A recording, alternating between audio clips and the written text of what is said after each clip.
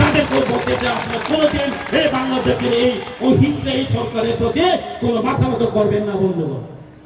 আমরা বলছি এখান থেকে এই ত্রিপুরা রাজ্য আছে আমাদের, ওইখানে যারা মাইনরিটি হিন্দু আছে, বাঙালি আছে, বুদ্ধিস্ট খ্রিস্টানরা আছে, এই রাজ্যে কিন্তু তারা মাইনরিটি নয়।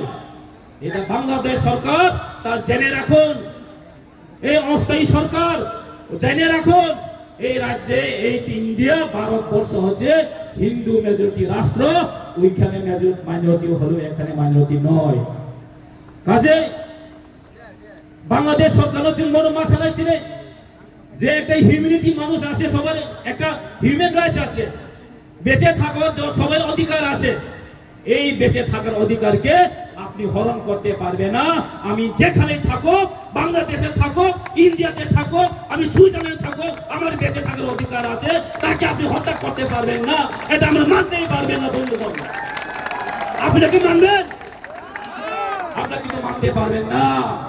তার জন্য আজকে মহারাজা, আমাদের মহারাজ পদ্ম কিশোর মানিক্য বাহাদুর, তার প্রতিবাদে আজকে আমাদের এখানে আমরা সমাবেশ করতে বাধ্য হয়েছে।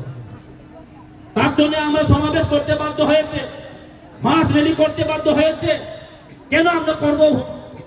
কেন আমরা করতে হয়েছে? বাংলাদেশে যারা অসুরক্ষিত এখন ভুগছেন, তাদের প্রতি আমরা সহানুভূতিটা দেখাতে হবে। তাদের প্রতি আমাদের এখানে আমাদের আওয়াজ উঠাতে হবে। যদি তারা আমাদের এই মাইনরিটি ভাই বোনকে হত্যা করার পদ্ধতি না করেন, আজকে মানুষের বাড়ি বাড়ি গিয়ে, হিন্দুদের বাড়ি বাড়ি গিয়ে, মাইনরিটিদের প্রতি বাড়ি বাড়ি গিয়ে তারা কিন্তু কি করছে? ঘর বাড়ি জ্বালানো হচ্ছে। এই চক্রান্তকে বন্ধই করতে হবে। আপনি যদি বন্ধ করতে না পারেন, তাহলে সরকার থেকে চলে যান। এই অস্থায়ী সরকার আমাদের দরকার নেই। এই সংস্থায় অস্থায়ী সরকারের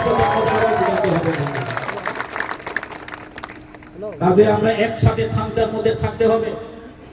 এই খামচা আগামী দিনে আমাদের সমস্ত কিছু এই রাজ্যের শুধু নয়, এই ভারতবর্ষের মধ্যেও আমরা কিন্তু এক্সাম্পল হয়ে দাঁড়াতে হবে। এই রাজ্যের ত্রিপুরা এবং মাইনরিটি যারা আমাদের ত্রিপুরা ভাই বোন যারা চাকমা আছে, বুদ্ধিস্ট আছে, খ্রিস্টান আছে, আমরা কিন্তু খামচা হয়ে এই একটা অরাজকতার প্রতি, অরাজকতার যে এগেন্সে আমরা কিন্তু কথাটা আওয়াজ উঠাতে হবে। তাই আমি আর বেশি কথা বলবো না।